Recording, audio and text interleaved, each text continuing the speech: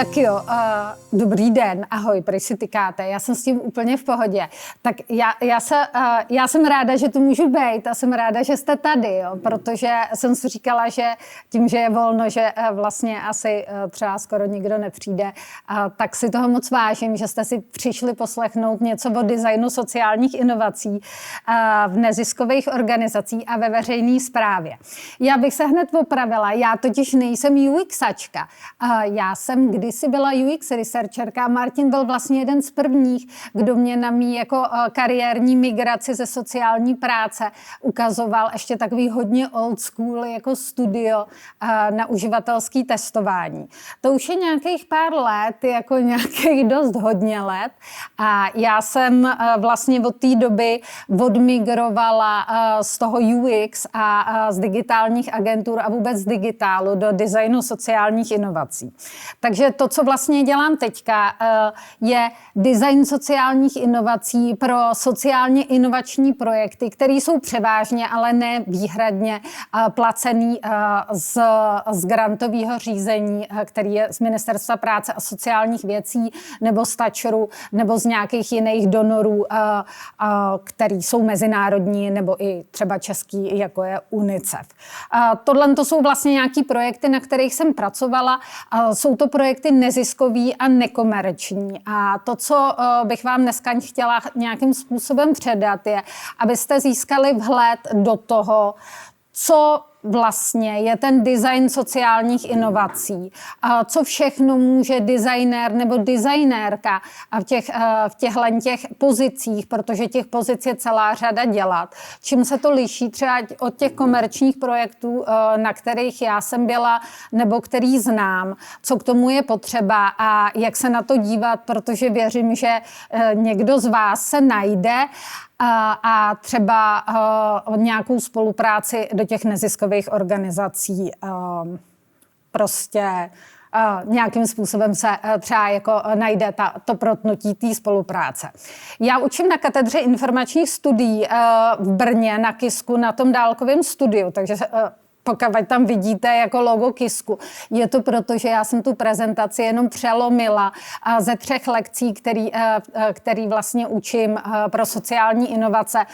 Nejenom proto, že jsem byla trochu líná, ale i proto, že vlastně je to něco, o čem mi i lidi třeba z komerční sféry říkali, že se jim to hodí do těch korporátů a že můžou nějaký ty věci použít. Tahle přednáška obsahuje teorii. Ta teorie je hodně praktická. Fakticky kromě nějakého úvodního vymezení, protože jak Martin už tady načal UX, tak jsou to sociální inovace. Vlastně pak já se opírám té teoretické sféře právě o praxi a ta první část té mojí přednášky vám ukáže nějaké jakoby další projekty, na kterých jsem pracovala nebo na kterých pracovali jiní designéři a designérky třeba z komerčního sektoru a potom v té druhé části bych vám chtěla ukázat, jak jsme vlastně pracovali nebo jak pracujeme v Nevypust duši. To jsou ty nálepky, které jsem vám tady přinesla. Takže se nebojte, věřím, že tu teorii zkousnete, protože teorie je vlastně strašně praktický návod, jak se orientovat v komplexitě. Nevím, jestli někdo máte z vás zkušenosti s nějakou spoluprací na nějaký sociální inovaci nebo spolupráci s neziskovkami. Jenom tak třeba, když tak mi zvedněte ruce nebo s nějakýma třeba jako orgánama státní správy, ministerstva. Jeden. Skvělý. Řeknete mi, odkud nebo? My jsme dělali jenom pro ČT. Jo, skvělý, takže aha. Jo. Jo, já vím, my jsme ještě zvažovali, že bychom si někoho vzali, zrovna to přišlo na nějakou pomoc, zrovna to přišlo v nějaký úplně blbý době, kdy toho bylo strašně moc. Takže vidím, že možná asi pro vás, pro všechny to bude nový. Vím, že už jste na magisterském studiu, takže vás tady fakt nebudu jako trápit definicema, co je design, co je sociální, co je inovace. Co je jako důležitý z toho pohledu, kde já pracuju, tak dívat se na ten design jako na nějaký jakoby prostor, jak posunout věci, předdesignovat, naddesignovat nějaký jakoby řešení, který jde nějakým žádoucím směrem. To, co je samozřejmě žádoucí, to si definujou ty subjekty, ty organizace sami nebo stát, který to platí a je to k diskuzi. A to je jako první vlastně odlišnost třeba od toho komerčního sektoru, kde jestli je to úspěšný a žádoucí, se často měří penězma, což v těch sociálních inovacích nebo v tom designu v této sféře vůbec není takhle jasný a často se dostáváme do toho, že je to docela složitý měřit. To slovo sociální zase Hafo definic, můžete si povídat s umělou inteligencí do haleluja. Proč jsem ho tady použila? Protože pro mě to jako vymezuje tu jako oblast, ve které já se pohybuju, je to oblast sociálních služeb, sociálních problémů, někdy možná i jako veřejných problémů. Takže to je ta oblast a inovace, tam se vedou velký diskuze, jo? Co je to ta inovace. Jo? My se hodně se o tom bavíme s těma donorama, třeba s Ministerstvem práce a sociálních věcí, který na tohle má titul, jako protože každý si představí takovou tu wow, prostě disruptivní inovaci, kterých je ale strašně málo. V té sociální sféře, a to je hodně důležitý, je potřeba se dívat na ty malý inkrementální inovace, které postupně jako stavějí a budujou tu změnu.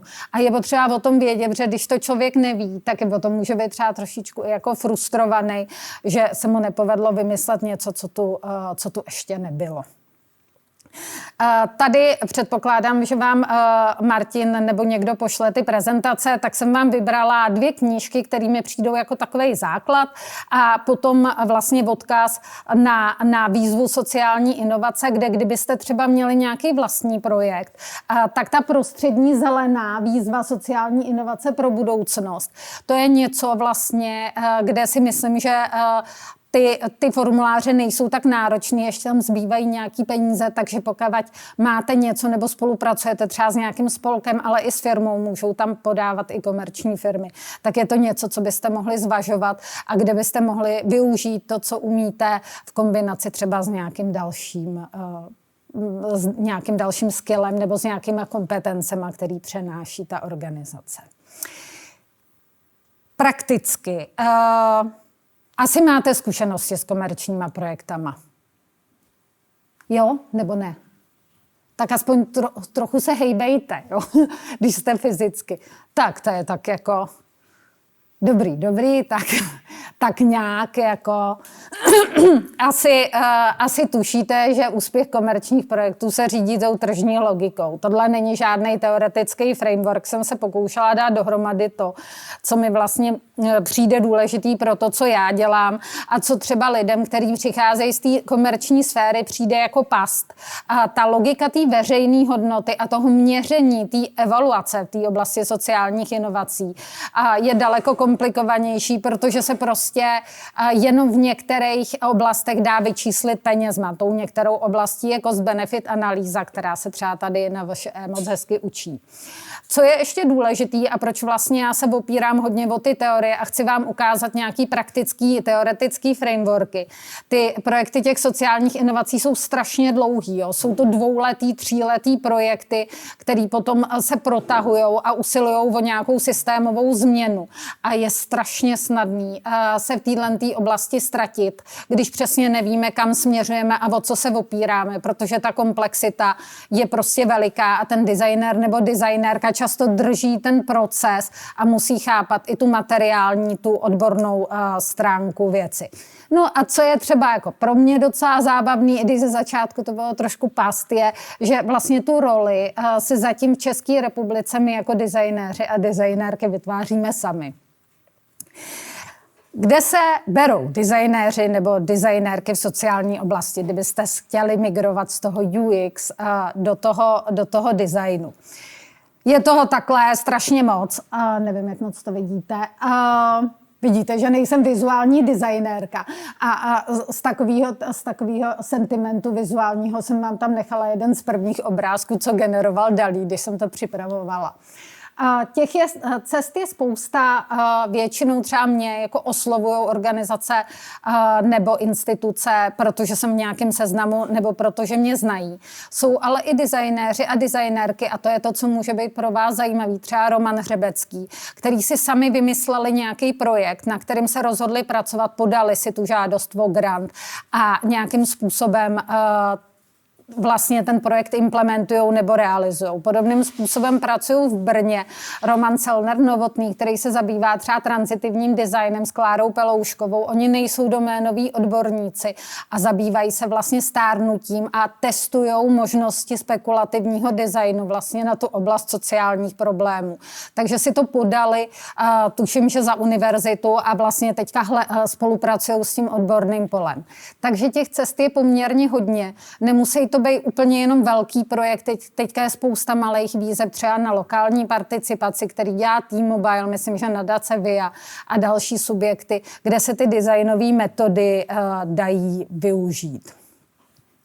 No, a jak potom ta praxe vypadá? Jo? Tady jsou nějaký projekty, které jsem vám vybrala, ke kterým se budu vracet. A vlastně jsem je vybrala jednak, protože reprezentují nějaký specifický designový směr, který tam byl použitý, a jednak protože reprezentují to, jak tam může fungovat designér nebo designérka. To první, mateřství, je krásné, ale přináší těžké chvíle, je projekt Národního ústavu duševního zdraví, což je veliká instituce rozpočtová. A oni vlastně zvolili ten přístup, to je odborný tým, který řídí chlapík, co je psychiatr, a oni zvolili tu cestu, že si se nechali proškolit na Human Centered Design Taylor Cox, potom si najímali různý designéry, aby se to naučili, a já jsem vlastně, mě si nahajrovali na to, abych jim udělala cestu službou a takové jako vlastně mystery shopping skrz tu službu, kterou prochází matka těsně po porodu, když opustí porodnici a oni nabízejí nějaké služby a zkoumají její duševní zdraví. Takže to je jedna možnost.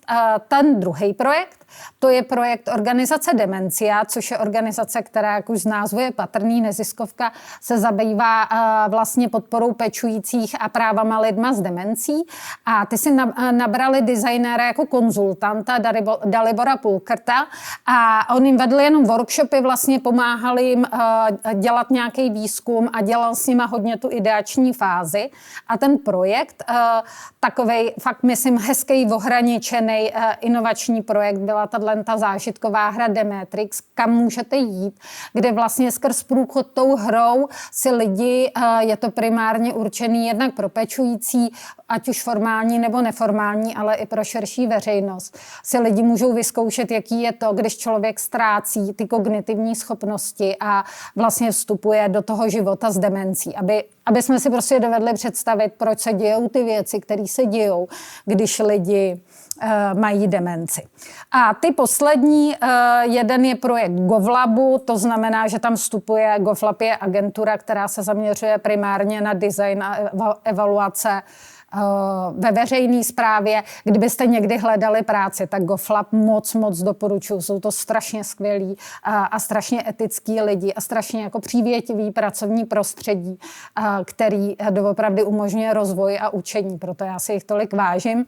A nebo ten poslední projekt, to je projekt Nevypust duši. Tam já jsem normálně jako zaměstnaná na zkrácený úvazek. Jo, takže jak vidíte, prostě je to možná podobný tomu, co znáte z té komerce, ale nějakým způsobem jako to uplatnění může být od full time přes nějaký jako konzultační pozice. Z mýho pohledu ty konzultační pozice, kdy jenom konzultujete, jsou ty nejhorší, protože musíte vstřebat celou tu komplexitu a nějak se jako vypořádat s hrozně moc rovinama toho projektu. No, jak jsem říkala, jo, prostě je to složitý, to sebou nese vlastně nějaký jakoby možnosti a limity. Když vstupujeme do těch sociálních inovací, hodně záleží na tom, co jsme zač. Pro mě třeba jako výhoda i nevýhoda je to, že já jsem vystudovala sociální práci, nedaleko odsaď jsem pracovala v organizaci La Strada, která poskytovala sociální služby ženám, který byly obchodovaný. Takže pro mě třeba jako oblast legislativy není až tak náročná, orientuju se v tom systému služeb. Na druhou stranu jako to je docela past, protože do těch projektů vcházím s nějakým předporozuměním toho, co je a není možný. Takže prostě to může být výhoda i limit. Někde to pomáhá, někde to limituje. Třeba jsem potkala teďka jako designérku, která je advokátka, vlastně pracuje designovými metodama, bude mluvit na Web Expo, takže zase jako někdo s jiným backgroundem doučí se ty designové metody, nebo zase někdo, kdo přináší ty designové metody do svojí práce. Tohle prostě všechno nese limity a možnosti, které máme a je potřeba prostě to tak nějak brát a nedělat si starosti s tím, že možná to, co vám tady vyprávím, není úplně přenositelný 1:1, protože vy máte nějaký jako super skilly, který já nemám, jako například s Figmou jsem se nenaučila už zacházet. No, je toho dost, a je zase sentiment, prostě první obrázky Dalího, prostě mi to nedalo, musela jsem to tam nechat. Tak, dává vám to smysl, takhle, to, co vám říkám, jako sedí to na to, co tady se učíte, co vám vyprávějí jiný? Jo? Já vím, že nemám čekat, že budete mluvit, tak vás nebudu vás tlačit. Situace je, když vstupujete do nějaké organizace prostě, nebo do nějakého projektu rozjetého. Je potřeba, když vás někdo osloví, a to děláte určitě, když děláte tu komerční spolupráci, se zorientovat v tom, jestli to, co oni po vás vůbec chtějí, je problém, který řeší design, co od vás čekají, a o jaký přístupy se můžete opřít. A potom z toho vychází ty metody. Já bych to teďka takhle jakoby prošla. Tady už začíná ten trošičku jako teoretický základ, protože na mě se obracej a na vás určitě taky, jako dost často s věcma, který prostě fakt nejsou pro designéra nebo pro designérku. Jsou to právní problémy, jsou to věci technické prostě, který nepotřebujou ten iterativní proces jakoby designový práce, je lepší si prostě najmout odborníka. Tohle to je takovej hezký matrix, Nevin framework, který jako pomáhá si utřídit, jestli je to problém pro mě nebo ne, a nám to třeba pomáhá prostě si strukturovat potom to, na co píšeme ty projekty a jak prioritizujeme. Když nevíme, jaký je to řešení, ani jaký přesně přístup zvolit a jaký má být ten výsledek, tak to je přesně to, co je něco pro designéra nebo designérku sociálních inovací. No, když mi píšou nebo volají a kolegyním a kolegům, protože já jsem si dělala výzkum, když jsem nastupovala do toho KISKu, tak většinou moc netuší ty organizace, co od nás můžou čekat. Jo? Dost často si myslejí, že třeba jako umím zacházet s Figmou například, tak to neumím. To je jedna věc, co se od nás čeká. A potom vlastně vůbec nevědí, co ten design je. Většinou znají tu zkratku HCD, ale vlastně si to moc jako nedovedou představit. Tohle, nějaký starý screen jako z Google, prostě design a design sociálních inovací a UX a prostě tohle všechno. Strašný buzzword. Prostě nakliknete, hodíte do umělé inteligence a už to na vás vyjíždí. V té oblasti, kde působím já, právě protože je tak komplexní, je důležitý vědět, jako co dělám, proč to dělám a kam tím směřuju. Překvapivě. To máte stejný. Akorát možná ta moje oblast je v něčem jako jinak komplexní než to, s čím nakládáte nebo budete nakládat vy. První část teorie.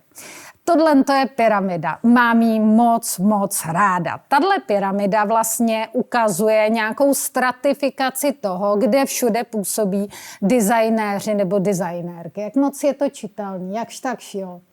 Začíná to dole, jo, u těch artefaktů, u věcí vlastně fashion. Moje sestra je fashion designérka. Já jsem dlouho měla vlastně problém se jako nazývat designérkou, protože mi přišlo, že nedělám nic jako dostatečně hmotného.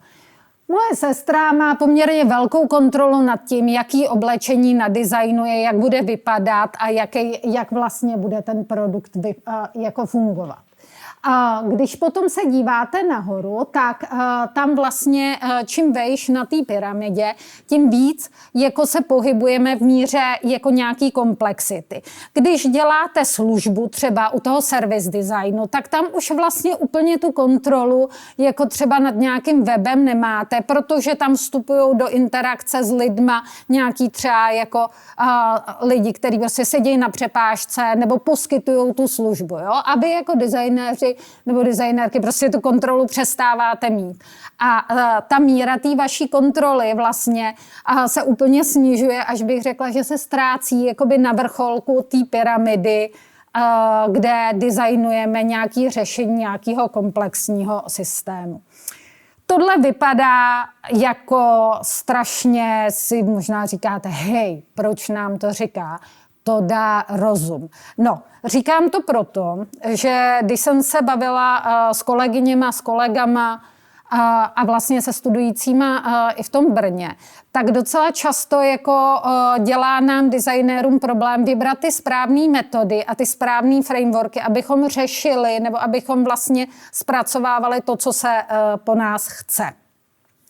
Když půjdu úplně jednoduše, jsem vám připravila nějaké jako příklady, takový to klasický jako HCD, Human Centered Design, kde vy máte full kontrolu nad tím, co uděláte, jako něco navrhnete, uděláte výzkum, něco navrhnete, otestujete to prostě. Hej, máte tady krabičku, to vám pak můžu ukázat. Je to produkt a já mám plnou kontrolu nad tím, jak ten produkt bude vypadat. Jo, prostě můžu nadizajnovat to použití, je to přímo v mojí kontrole. Nahoře třeba jsme s lidma z Ústavu sociální péče a s mentálním znevýhodněním designovali nějaký pomůcky na sexuální výchovu. Zase, jo, tohle je druhá iterace nějaký pany, tady Pexeso, třeba to se nám při testování ztratilo, protože tam byly erotický obrázky. Skvělá zpráva, testování se povedlo.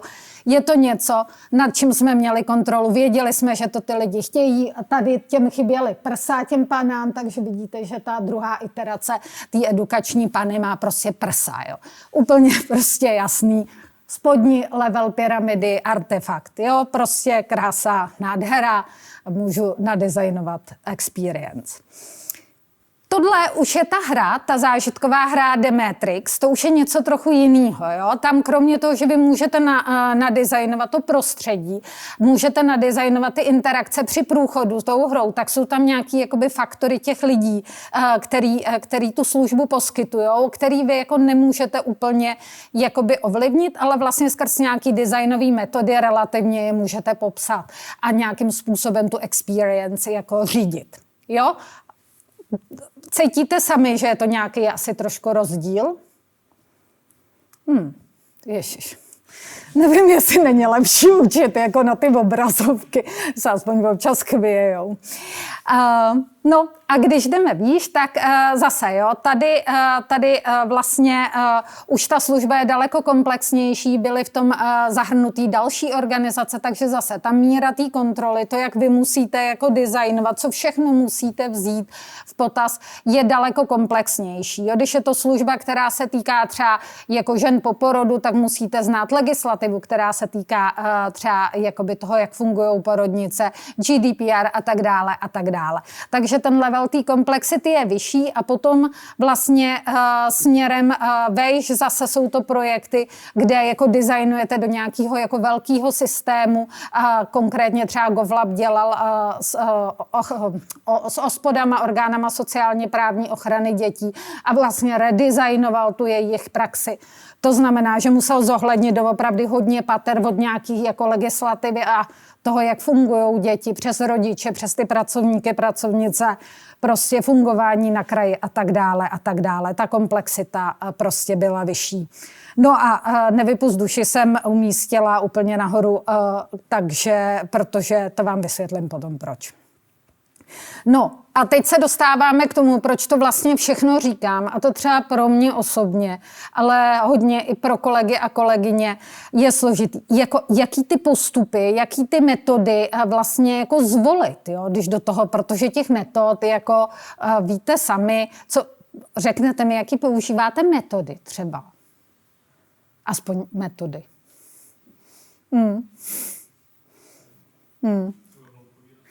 Skvělý, děkuju za odvahu. Ještě nějakou metodu máte? Ještě máte nějakou, ne? Uživatelský testování máte. Co máte ještě za metodu? Hej, mapování uživatelských cest. Vím, že musíte na praxi, buď budete muset, nebo to. Co ještě? Persony. Máte? Znáte? Děkuju. A co ještě? Dotazníky, jo. Aha. Ještě. Metody. Ještě děláte nějaký prototypy, bych tak typovala, ne? Martin se směje, že se pokouším získat nějakou reakci.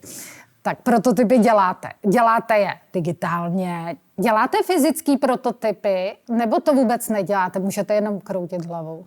Ne. Dobře. Digitální prototypy. Ano. Skvělý. Dobře. Tak. Dobrý. Strategie na 24 měsíců se vás nebudu ptát. Tohle znáte. Tak, znáte, víte, co to je.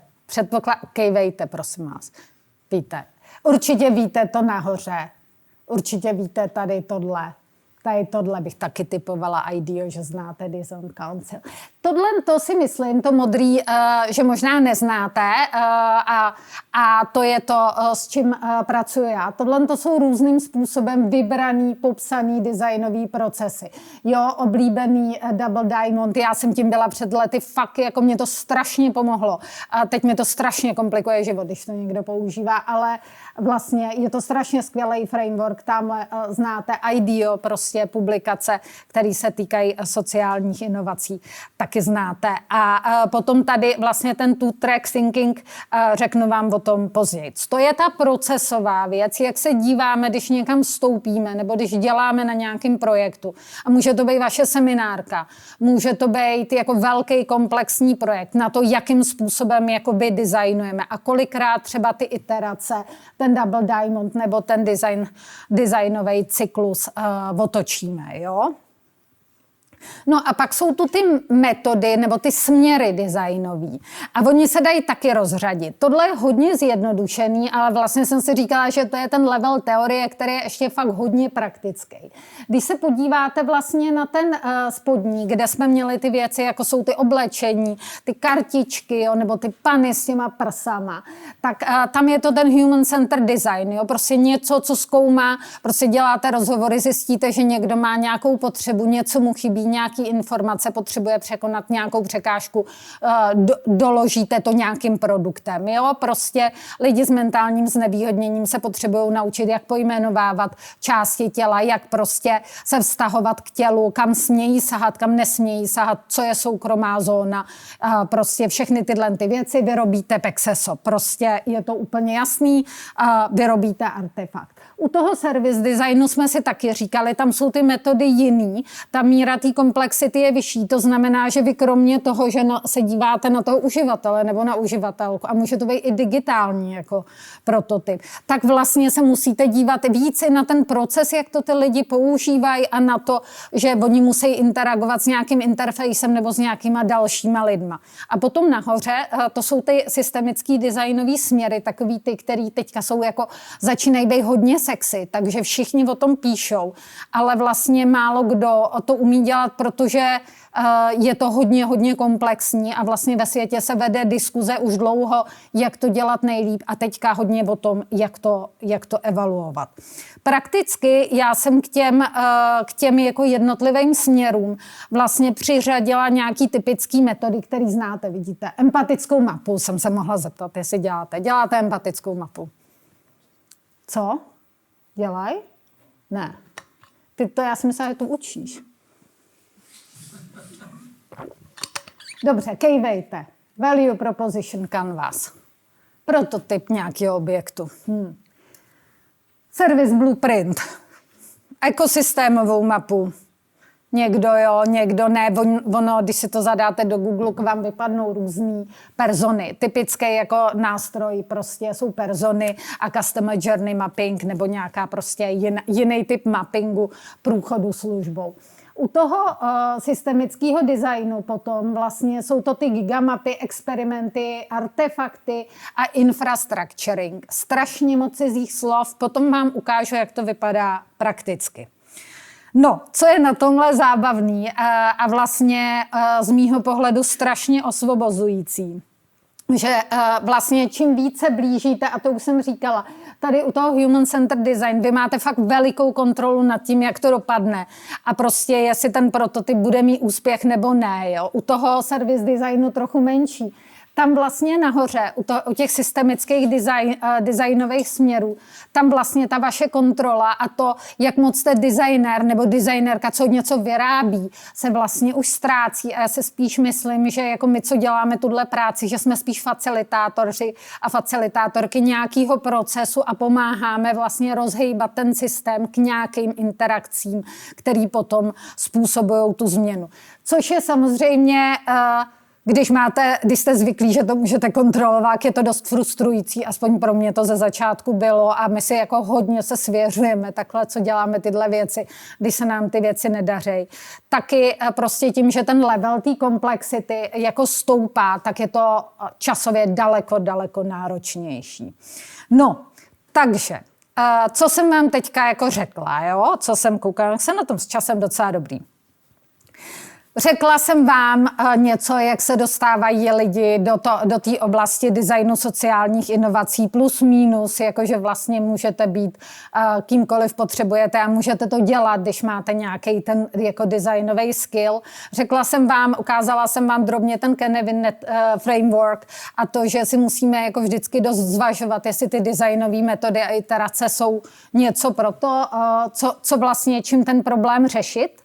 A ukázala jsem vám tu pyramidu, která vám jako dává nějaký jako nástroj na to, jak se říkat, jako na jakou míru vlastně komplexity designu, jak o tom přemýšlím. Je to něco, co prostě je malýho, něco malýho to způsobí, nebo prostě jsem v tom systému, musím volit jiný metody a nesmím očekávat, jako, že se to bude dařit.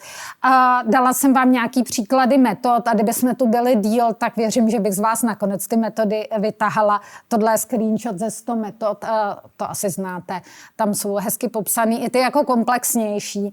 Tak to skoro vypadá, že jako máme vyhráno. No, nemáme.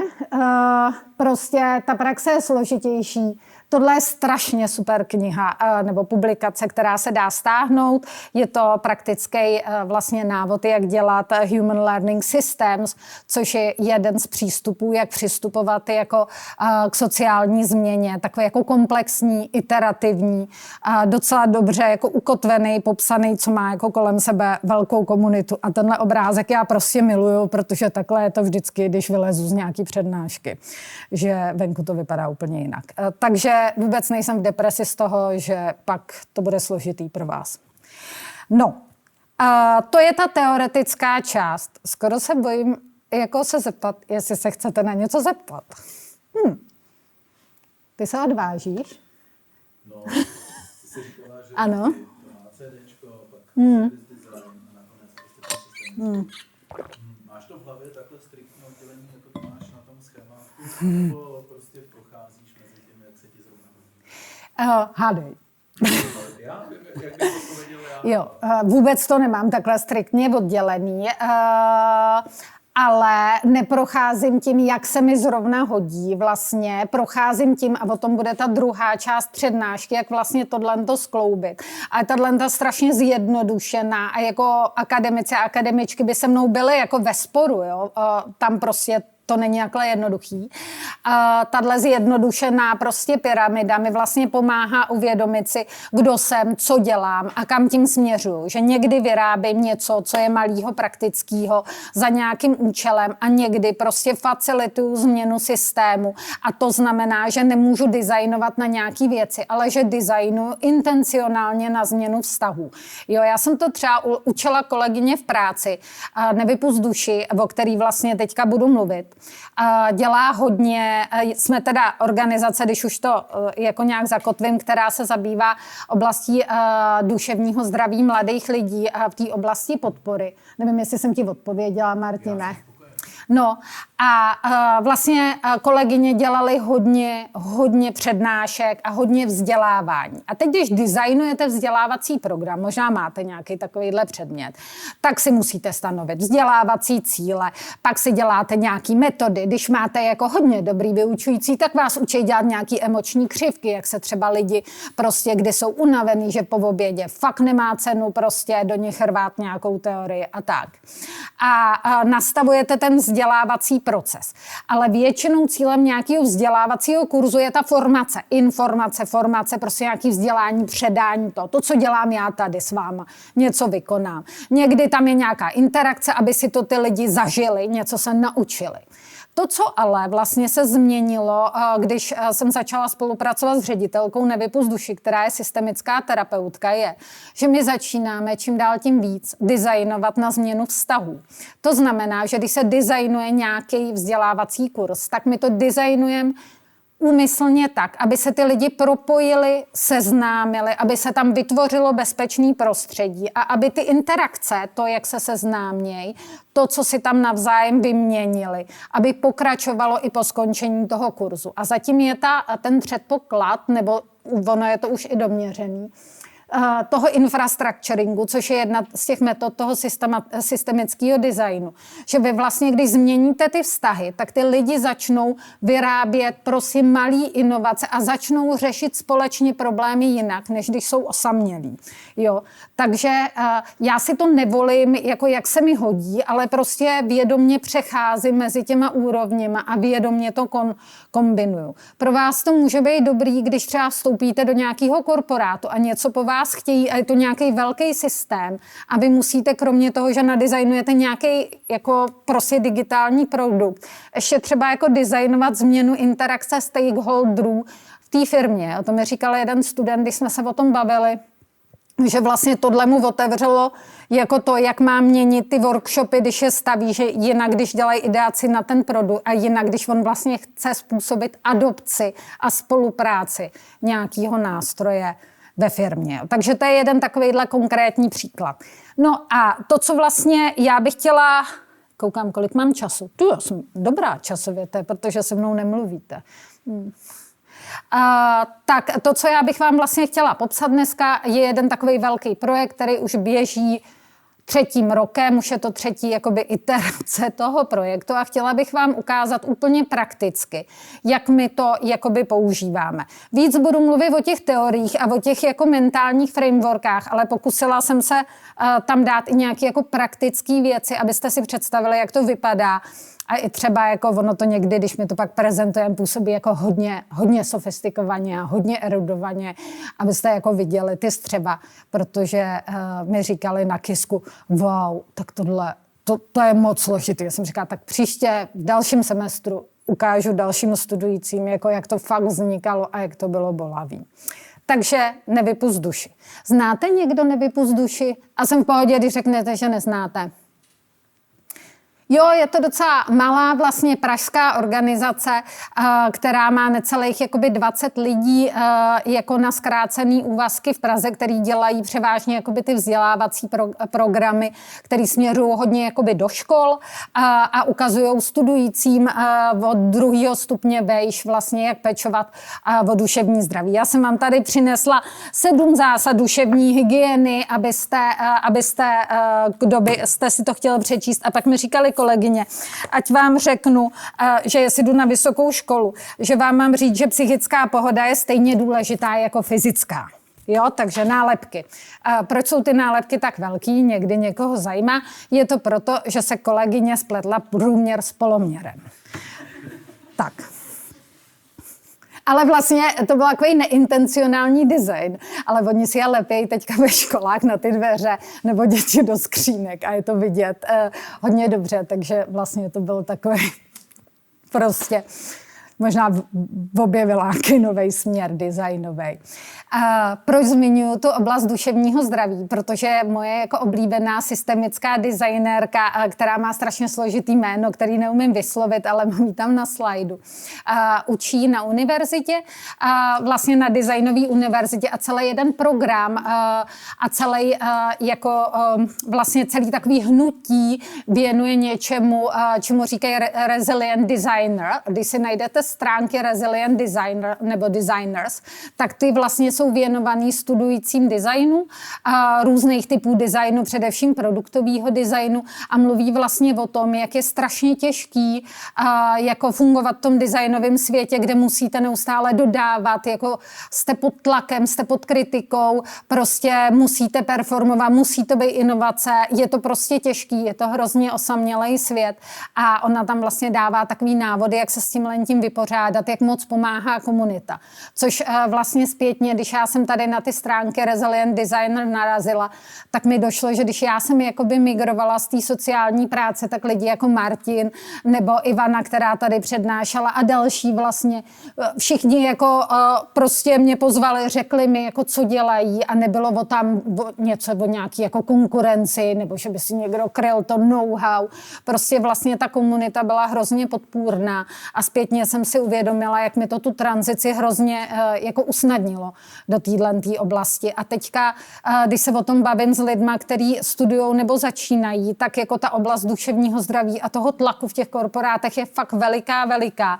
Takže koho z vás by to zajímalo, podívejte se na to, pokud nechcete sledovat Nevypust duši, když myslím, že už jste trošku přestárlí na ty naše hlavní produkty. Já působím v té oblasti, která se jmenuje systémová změna. Ten projekt, o kterém budu vyprávět, už je docela starý. Začal v roce 2023, kdy vlastně já jsem přišla do Nevypust duši a společně s ředitelkou jsme se bavili o tom, že by bylo potřeba podat nějakou větší výzvu, protože Nevypust duši potřebuje vystoupit z toho vzdělávání frontálního a z té prevence, protože se ukazovalo, že ve školách, že to úplně nefunguje, že vy naučíte ty děti jako dejchat, naučíte je té sebepéči, ale vlastně ne vždycky to stačí, protože když je kolem nich to prostředí špatně nastavený, tak to prostě jakoby nefunguje. A v té době prostě my jsme věděli, že to duševní zdraví je poměrně veliký problém, že hodně jako doteďka je to doména psychiatrická, zdravotníků, psychologů, mě se často ptají, a vy jste psycholožka, že k tomu tak mluvíte? Vždycky říkám, já jsem designérka. A třeba jim neřeknu, co jsem dělala předtím, jenom schválně proto, že vlastně mě nebaví jakoby ten expertní diskurs.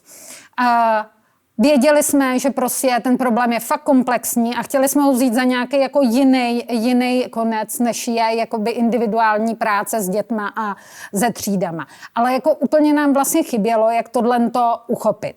Napsali jsme první projekt a vyrazili jsme do škol těma designovými metodama. Bavili jsme se s dětma a oni nám dost často říkali, hele, jako není to jakoby úplně v pohodě, jo? A to byl takový nejčastější výrok. A co potom vlastně říkali ty děcka, byly to jako středoškoláci i učnice, tak oni vlastně to hlavní zjištění bylo, že oni jako oproti těm našim předpokladům dokážou jako mluvit o tom, že třeba to není jako úplně v pohodě, že zažívají nějaký obtíže, což jako ten předpoklad byl, že tohle neumějí, že je potřeba je to naučit a to pole jim otevřít, ale že vlastně z té druhé strany, z toho okolí se jim nedostává pomoc od rodičů, od vyučujících, že to prostě jakoby nevidějí.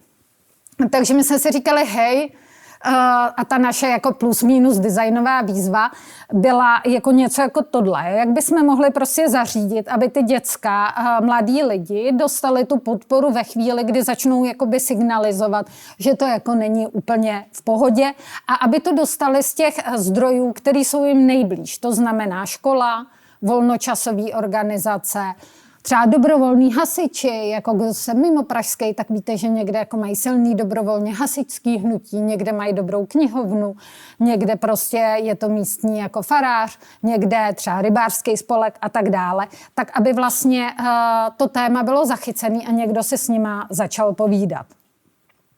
Jo, to je to, co my jsme začali vlastně mapovat a kromě těch klasických jako aktérů, jako jsou psychologové, psycholožky, vlastně jsme zkoumali, kdo všechno je kolem těch dětí a jako proč prostě jako se s těma dětskama vlastně nebavějí. Proč prostě nevedou s nima ty rozhovory, proč se jich nezeptají, hej, jako prostě vidím, že nejsi v pohodě, pojď, nepotřebuješ si o tom popovídat, nebo když budeš potřeba, pojď se mnou bavit. A zjistili jsme právě, že ten problém jako není v tom dítěti, ale jakoby v tom systému a že těm lidem něco chybí. To byly ty vstupní hypotézy, se kterými my jsme začínali a kromě jako dat jsme toho moc neměli. Teďka v tom dubnu, a nebojte, já vám řeknu, co bylo mezi tím, už máme prostě ukončený, ten první projekt se ukončil, teďka vlastně jedeme další rok novýho, máme 8 produktů, 3 otestované komplexní služby, teďka rozjíždíme nový koncept, tady jsou nějaký čísla, které už jsou staré, já jsem je neaktualizovala, ale to je to, co uvádí kolegyně z digitálu. Proto jsem je neaktualizovala, protože to, co nás vlastně jakoby zajímá v těch sociálně inovačních aktivitách, nejsou ty výstupy, ale je to ten dopad. A ten dopad při změně systému se strašně blbě měří. A to byla jedna z věcí, nad kterou vlastně uvažujeme až do teďka, hledáme nějaký komplexnější frameworky. Ale ty změny, vlastně, na kterými designujeme, a já vám pak, nebojte, ukážu něco praktického, jsou vlastně takovýhle jako malý věci. Jo? I tohle je něco, co vlastně může být předmětem nebo cílem designu. Prostě změna interakcí. To, že prostě školník vás nezjebe hned, když vstoupíte do školy, že vás prostě pozdraví, že prostě se nemusíte ve škole přezouvat, že ředitelka milá, že prostě vyučující umějí vést třídnický hodiny, že si s váma třeba vedoucí tykají a ten přístup je jako partnerský, že starosta obce má zájem podporovat třeba nějaké iniciativy mladých, že se do té sítě pomoci propojí lidi, kteří by se normálně nepotkali, farář a pediatrička, že prostě nějaká organizace nabídne rodičům, že můžou využít její prostory na své pomocné skupiny. Prostě jsou to takovýhle jako vlastně zdánlivě jakoby malý věci, kterými jako musíme dokumentovat a měřit, který potom jako způsobujou to, a to byla ta naše hypotéza, že když se ty vztahy změní, tak to způsobí to, že potom těm dětem je líp a někdo se jich zeptá a prostě to prostředí pro ty mladý lidi je bezpečný. Takže tohle je vlastně ta změna, kterou my dokážeme zatím za ty 2-3 roky jakoby dokumentovat, kromě těch čísel, které už jsou vyšší. No a teďka dává vám to smysl ještě? Stíháte mě sledovat? Já mluvím dost rychle totiž. Hej, vykejme, to je dobrý. Tak já se napiju. No a teďka, jak jsme jako na to šli, jo? Ono se to zdá, hej, jako prostě tady školník mluví, nevím, kdo jste vedli, kdy interakce se školníkama. Já jsem se třeba bála toho pána u vchodu, jako tam, když zastavoval nějakou studentku, já jsem si říkala, takže je to složitý. No a teď odpověď je na Martina, vlastně, co my děláme.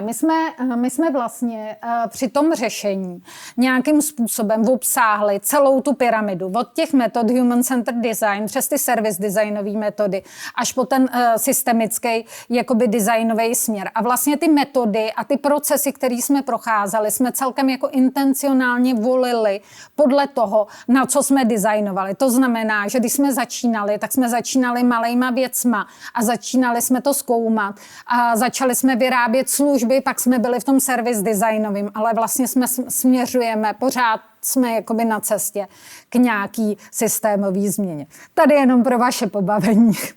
A tohle je úplně reálný vlastně první nástřel, kde jsme se snažili někomu vysvětlit, jak ten vlastně první projekt bude vypadat, že na začátku budeme dělat nějak, jsme neuměli ještě moc zacházet s muralem, tak se nám to špatně jako nakreslo, že bude nějaký prototyp a tady vlastně se ukazuje, jak se jakoby rozpadalo to naše uvažování do toho, že jsme designovali na tu tvorbu té strategie. To jsou ty systemické směry a potom na nějaké jakoby produkty a služby. To byl ten první rok toho projektu. A tímhle tím my jsme jako ukazovali těm lidem, jak my to budeme dělat, protože je to nepochopitelný pro lidi, kteří se v tom nepojibujou. A tady je ta moje oblíbená autorka, která se zabývá duševním zdravím designérů a designérek a systemickým designem. Ona je vlastně teoretička systemického designu, je vyučující a zároveň je designérka. A od té jsme si půjčili ten framework pro ty dlouhý projekty. Protože když prostě se snažíte dělat něco takhle velkýho, tak teď jsme v nějaký jako fázi poznání, pak děláte velký research, jo, ale ono kromě toho, že zjistíte spoustu nových věcí, tak zvlášť teďka v době AI se vám to pod rukama ještě úplně jako změní. Jo? A u těch sociálních problémů je to ještě úplně horší, tam je to vždycky všechno jinak. A ona vlastně říká, že to, co my jako designéři máme dělat, je, že vlastně to naše úsilí má směřovat za tou dlouhodobou vizí, to je ten systémový level. A to, jak jdeme za tou vizí, jsou ty malý kroky, malý prototypy, malý jako iterace, malý testy, které nám jednak ukazují, jestli jsme na správné cestě. Ale možná, a to je ještě důležitější, lidem, kteří jsou v těch systémech, prostě jsou to vyučující, jsou to lidi třeba ve skautu, který prostě, za kterýma chodí děcka, který se řežou nebo se pokusí o sebevraždu. A dávají jakoby tu naději a ty přímý nástroje, který můžou použít. Protože věřte tomu, když jste v tom problému, jako musíte to řešit, je to těžký, fungujete třeba v té škole nebo v nějakém volnočasu, tak vás fakt ty vize prostě nezajímají, protože vy tam máte to dítě a potřebujete mu pomoct a nevíte, co s tím a máte strach. Máte strach, protože se bojíte, že když se ho zeptáte, hele, přemýšlel jsi nebo přemýšlela si o tom, že třeba by se sáhla na život, tak máte strach, že se zabije. Jo? Takže proto vlastně je důležitý nad tím přemýšlet tom frameworku a dodávat těm lidem ty malý prototypy, který řeší ty jejich jako pain pointy a způsobují ty quick winy, řečeno tím designovým newspeakem. Dává vám to smysl? Jste se tak jako pohli, že jako ne? Ne? No. Jste těch 15 minut udržela tu otázku a že jste není vlastně odpovědět. Aha, děkuju. No, to je čtvrtá iterace tady téhle přednášky, jak spojit teorii s praxí. Jo? Tak a pokračuju dále. Jo? No dobře, tohle vás ušetřím, ale vlastně třeba pro mě tohle bylo hrozně důležitý. Ten jako svět lineární a často ten komerční ti říká, hej, řekni nám, co bude nakonec, jak to bude vypadat a řekni nám, jak to změříš. A v těch sociálních inovacích řeknu, a měř to s kontrolní skupinou, aby si prokázala kauzalitu. Ale vlastně tady ten akademický směr říká, hej, to prostě jako nejde. Jo? Změna komplexních systémů jako nemá měřitelný jakoby nějaký cíle, tak jako se to dělá, když testujete léky nebo testujete nějaký jakoby nástroj nebo děláte cost-benefit analýzu. Spíš je to prostě vlastně nějaký jakoby směr, kde tím cílem je se učit a nějakým způsobem se přibližovat a iterovat to, co je vlastně jakoby ta proměna. Takže tohle třeba vlastně je věc, kde já se dost často hádám s evaluátorama, který dělají ty klasické styly evaluace, která pro mě je důležitá. Tak to je jako moje. A tady zase zpátky do praxe. Tohle jsem vlastně jakoby říkala, a tady jsem se pokusila to vizualizovat. Já jsem vám přinesla ukázat ty kartičky 5+2, to jsou tady ty lenty, to jsou vlastně ten první produkt, který jsme designovali, tohle je možná nějaký starší prototyp, to je určitě starší prototyp, který vlastně, se podívám, co tam máme, jo, to je jedno, tak vám to překliknu. Ne, dobře, řeknu vám to rovnou. Vlastně ten řešil ten první problém a to, že rodiče vlastně a vyučující nevěděli, jak vést ten podpůrný rozhovor. Jo? A co hůř teda pro mě ze sociální sféry, nevěděli to ani sociální pracovníci a pracovnice, že my jsme nadizajnovali nějaký takový jednoduchý nástroj, který prostě ukazuje, že ten rozhovor začíná tím, že se zajímáme, že se ptáme, že prostě posloucháme, že hned nesuneme to řešení, jako mně je těžko, hej, tak co kdyby si šel někam, jako, nebo co kdyby si začala víc cvičit, nebo míň se dívala na telefon. Ne, prostě, že ten rozhovor má nějakou dynamiku, ten podpůrný rozhovor a že napřed se musíme těch lidí ptát a poslouchat, vyptávat se a pak společně nějak hledat ty cesty. Já se na to musím dívat, protože už to dávno takhle nedělám. A potom nějakým způsobem se dohodnout na řešení. A co víc, jako když jsme tohle jako testovali v praxi, tak se ukázalo, že tam jsou veliký strachy a že jsou tam situace, který ten rodič, nebo ale i ten vyučující, anebo někdo z toho skauta, anebo i z té sociální práce třeba z Nízkoprahového centra pro děti a mládež, který prostě nedá. A nebo vlastně to ani není jejich. Jo. Jsou to situace, my jim říkáme rizikový signály, kde je prostě potřeba říct, hele, já tohle potřebuji řešit s někým dalším, potřebuji se poradit, aby jsme to spolu mohli jakoby dotáhnout, abych tě mohla podpořit. Jo, takže to ukazují ty kartičky. Ty tady jsou a proč jsem je vzala, jo, ty starý. Já si je schovávám, že když jsme je dělali, ten produkt, tak jsem si myslela, že to máme pod kontrolou. A grafička říká, a nechcete ten soft touch, jako, což je povrch toho produktu. A my jsme si říkali, hej, soft touch, to zní tak skvěle, duševní zdraví. No a tak máme soft touch, a ten soft touch vůbec neklouže, je strašně nepříjemný, jo, tak a protože jsme to testovali, tak jsme v tu první iteraci měli soft touch. Kdybyste si někdo chtěli soft sáhnout, jak to vypadá, tak přeju hodně štěstí, můžete si na to sáhnout. Takže vlastně takhle my jsme začali řešit a stavět ty produkty, který jako řeší ty témata, který ty lidi mají.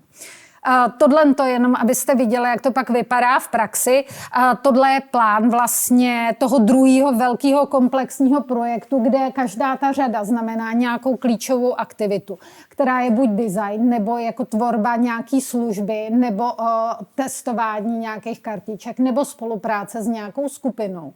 A prostě kolegyně byly úplně špatný z toho, takže jsme si to rozlepili. Oni se rozplakali, když viděli, kolik toho je. Takže jsme to potom přelepovali vlastně a asi tohle to znáte, tenhle způsob jako toho backcastingu, kde tady vidíte, co vlastně na kraji, co měly být výstupy toho prvního roku a my jsme k ním plánovali tu cestu. Dělali jsme to takhle jako fyzicky, dělali jsme to celý den, aby jsme udrželi vlastně tu koordinaci toho projektu. Dělali jsme to taky za rok. Tady ještě třeba prakticky asi znáte agilní retrospektivu, kterou my často používáme, kdy vlastně start, stop, continue znáte. Že jo? To se hodně často používá, jak my to používáme a potom vlastně k evaluaci tam vidíte, tam jsou požadované outcomy a to, co jsme dosáhli a kam směřujeme a k tomu se vztahujeme, jestli se nám to daří a ty cíle revidujeme, protože je to inovační projekt a tak, jak přicházejí poznatky, tak někdy to, co je naplánované, se prostě musí přeiterovat. Teďka už tohle to neděláme, protože vlastně jsme spíš ve fázi, kdy ty služby zlepšujeme, testujeme a vylaďujeme, už máme popsaný ty služby, jako nechci říct, že je to service blueprint úplně to, ale jako už to je hezky vymakaný, takže nemusíme si to takhle lepit po měsících, protože jsme schopní odhadnout, co ta organizace jako unese za ten měsíc. Jo, není nás moc, tohle to je schéma, tam je manažérka systémové práce, ředitelka je hodně silná, jakoby vlastně ta vizionářka té oblasti. Pak máme odbornou garantku, nějakou mentorku, síťařku, která jezdí do lokalit, projektovou koordinátorku, expertka na design. Jsem já. A tady potom jsou další činnosti. Kromě toho máme expertní panel, to je parta lidí, jedno jsou praktici a praktičky, který nám pomáhají vytvářet, hlavně ze začátku nám pomáhali vytvářet ty odborné materiály. Potom máme lidi na advokaci, taky třeba primáře psychiatrie jsme tam měli, lidi z krajských úřadů, lidi z ministerstev, který vlastně nám pomáhají potom ukotvovat to do těch struktur. A pak máme taky partu mladých lidí, který nám teďka už nám říkají, hej, myslíme si, že kartičky úplně nejsou pro naši věkovou skupinu. Takže udělali třeba video, který vlastně zkomunikuje ten podpůrný rozhovor pro lidi, kteří jsou mladí. No, můžu ještě poslat tady další kartičky, kdybyste chtěli, tyhle už jsou normální papír, tak jako pak to můžete porovnat, jak se soft touch neporážil. Takže to jsou vlastně skupiny, které se s náma potkávají a dávají nám zpětnou vazbu. No a tak. To je ta praktická stránka. A teďka prostě přišel ten problém. Jo. Mluvit o systémové změně krátce je prostě ouvej. A teď my musíme komunikovat od lidí, kteří jsou v těch lokalitách, v těch školách, v těch kroužcích, prostě přes lidi, kteří jsou na obcích, v sociálních službách, ministerstva, někdy i média Nevypust má jako silný sociální sítě. A teď jako, hej, musíme jim vysvětlit, co je systémová změna. V téhle fázi jako mě už nepouštějí mezi lidi, protože já jsem moc teoretická a neumím to říkat jako jednoduše.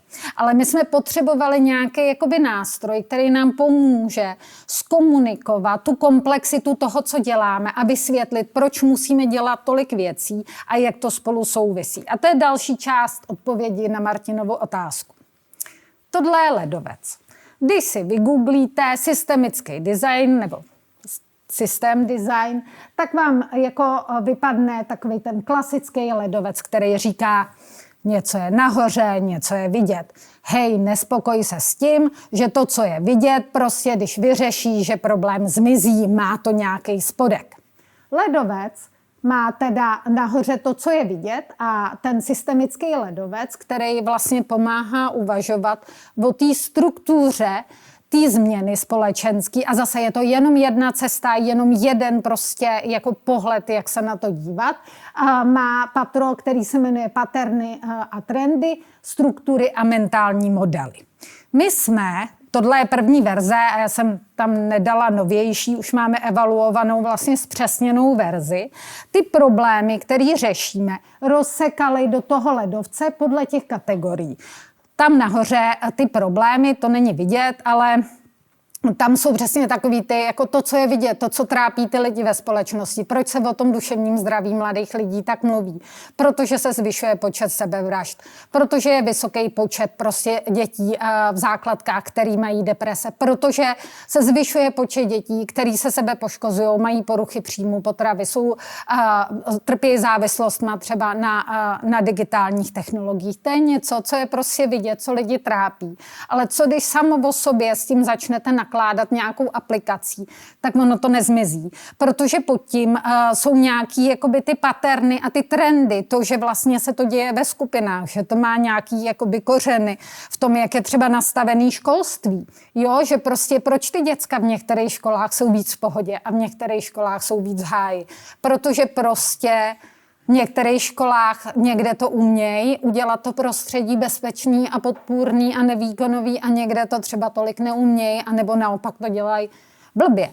Jo, a pod tím jsou nějaké jakoby struktury, které proč se to děje, proč někde ve školách víc tlačí, proč prostě se to děje, když jsou přijímačky a tak dále. A pod tím jsou nějaký mentální modely, který třeba chlapečkům říkají, hej, ty neplakej, protože ty musíš být silnej, nebo vaše generace jsou sněhové vločky, nic nevydržíte. Jo, to jsou prostě jakoby ty mentální modely a k ním se vážou nějaký jakoby stereotypy toho, jak se ty věci řeší. Typicky, když se řekne duševní zdraví, mě se zeptají, jestli jsem psycholožka. Ale jako přece to téma duševního zdraví nemusí řešit jenom psycholog nebo psychiatr, prostě to může řešit to podpůrné okolí. O tom mluví už Světová zdravotnická organizace, ale abychom to věděli, potřebuje to switch v hlavě. Takže my jsme si půjčili ledovec, nechali jsme tam nakreslit krásného tuleně, aby to bylo uživatelsky přívětivý a s tím ledovcem obcházíme ty instituce. No a jak my to děláme? Já jsem vám poslala tady soft touch kartičky, který vlastně byly ten první nadizajnovaný nástroj, který pomáhá vést ten podpůrný rozhovor. Takže ty kartičky pomáhají lidem jednak to téma otevřít a potom jim pomáhají nějakým způsobem vlastně strukturovat ten rozhovor. Je to ten quick win.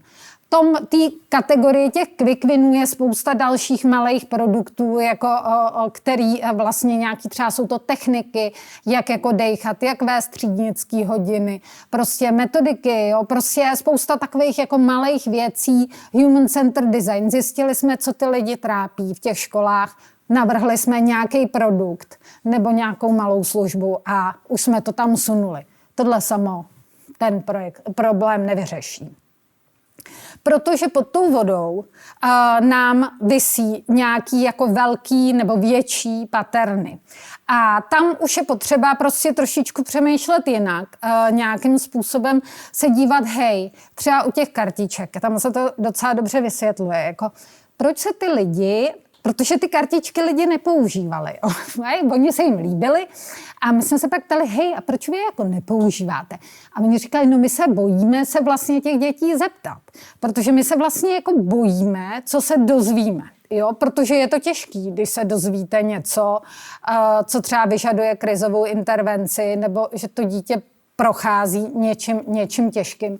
Nedej bože, když se dozvíte třeba, že bylo vystavený sexualizovanému násilí, tak to musíte hlásit a tak dále a tak dále. A to jsou ty paterny a jakoby ty struktury, které jsou zatím, takže my jsme navrhli ty místa strachu. Pak jsme zjistili, že ten název je trochu blbej, ale to už jsme nepřetiskli, ale vlastně to je něco, co řeší ty strukturální jako témata, jednak jako co dělat, když dítě mluví o sebevraždě, co dělat, když jsou poruchy příjmu potravy, co dělat, když je sexualizovaný násilí. Je tam toho spousta dalšího, drogy, závislosti. A pak jsme se ptali dál a zjistilo se, že hlavně ty pomáhající organizace mají další místa strachu. Když to téma otevřu, já v tom zůstanu sama. Nevím, na koho mám navazovat. Když to téma otevřu, nejsem si jistá, když jsem vyučující, jestli je to téma pro mě to duševní zdraví, jestli je to v rámci toho, co dělám, nebo jestli už to mám předat někomu jinému. Je to pro sociálního pracovníka, je to pro někoho, kdo je ve skautu. Tohle bylo všechno vlastně jakoby tématicky oblasti, které brání těm lidem nějak vést ty podpůrný rozhovory.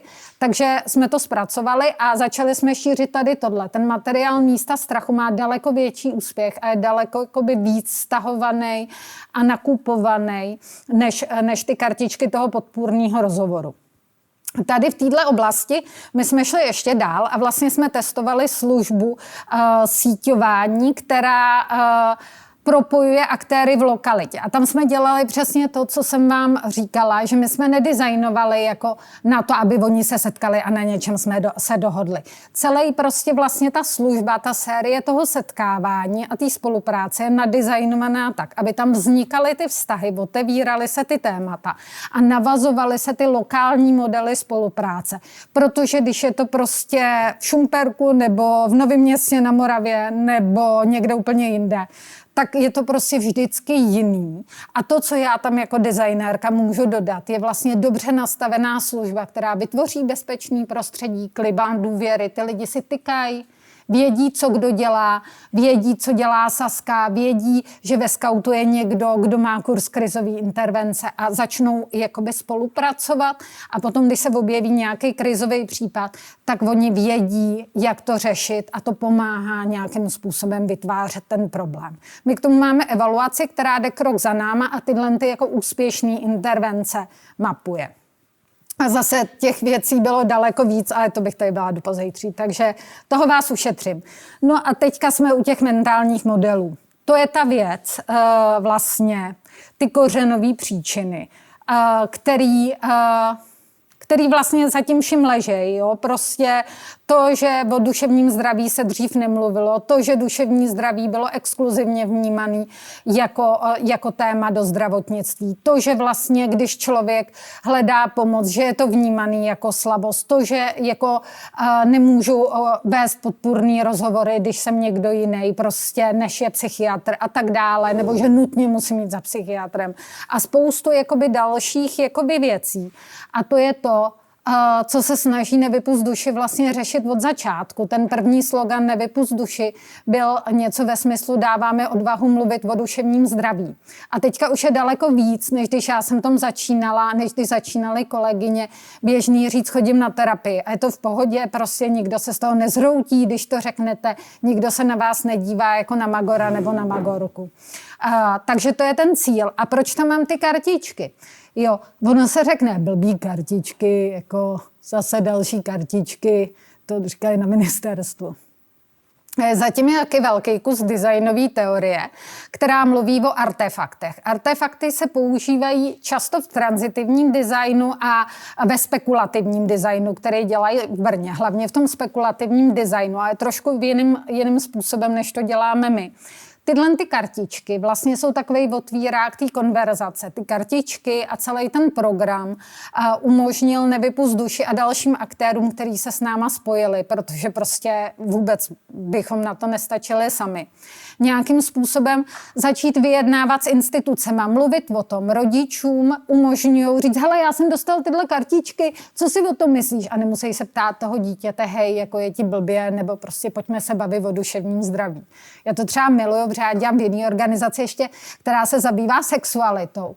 Takže já furt domů nosím nějaké jako věci a moje dospívající dcera je od malička vystavovaná tím artefaktům. Vždycky něco přinesu, co se týká sexuální výchovy a ona už vytáčí oči. Ale pak si vodila kamarádky a já jsem se bavila s jejich rodičema a vlastně tyhle ty věci usnadňují ty konverzace, které jsou těžké. Tyhle ty artefakty. A proto ty artefakty, které zdánlivě řeší ty quick winy, vlastně nám pomáhají k té systémové změně a k té změně paradigmatu. A je potřeba, když to vyrábíte, přemýšlet, co z toho, co máte, může fungovat jako ten artefakt, nejenom jako ten produkt, který řeší ten pain nahoře u těch prostě eventů. Jo, takže takhle vlastně je nadizajnovaná ta intervence a celý ten projekt. Když se podíváte vlastně na to, a to už končím, protože vím, že je to hodně, tak to, co je pro nás, jako pro Nevypust duši, teďka jako, nebo dlouhodobě klíčový, je ten infrastructuring, což je jeden z těch designových principů systemického designu na vztahy, na tvorbu vztahů. Jo, najdete to v hodně směrech, používá to třeba ta Míke i vlastně v tom, když designuje komunity pro studenty a studentky designu, aby se jako dokázali podporovat a společně se učit. Další věc, kterou teďka hodně pelujeme, ten service design, protože vlastně třeba ty síťovací setkání, to je klasický servis. Teď už se to vylaďuje, aby prostě lidi dostávali správné informace ve správnou dobu, nedostávali je dvakrát a tak dále. Prostě to už je dělnická práce vlastně. To je to, co vyžaduje hodně dobrý kraft a míň ty inovace. A pak je pro nás důležitá ta evaluace.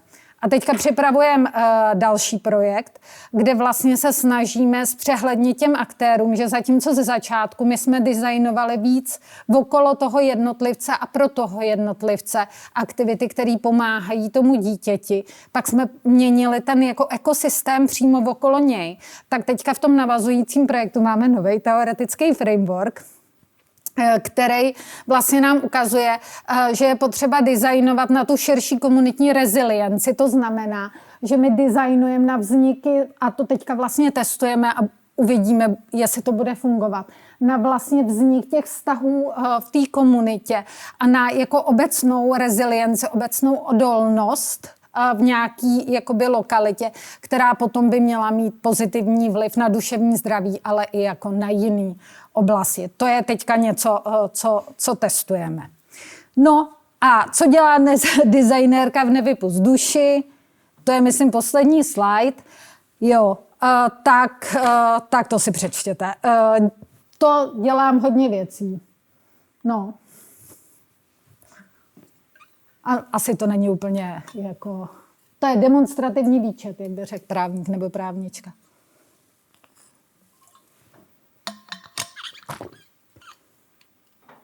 Teďka nově zavádím AI, za což mě mají hodně neradí někteří.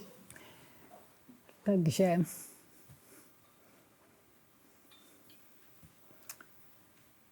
No. Tak. No, tak to je poslední můj slide. Pak už mám jenom soubory literatury, kdyby se vám někomu chtělo číst odkazy na ty projekty, o kterých jsem mluvila. A stihli jste to dočíst, nebo už pak to dostanete. No, hele, co si z toho vzít, jo? Navalila jsem toho na vás hodně, dostanete to.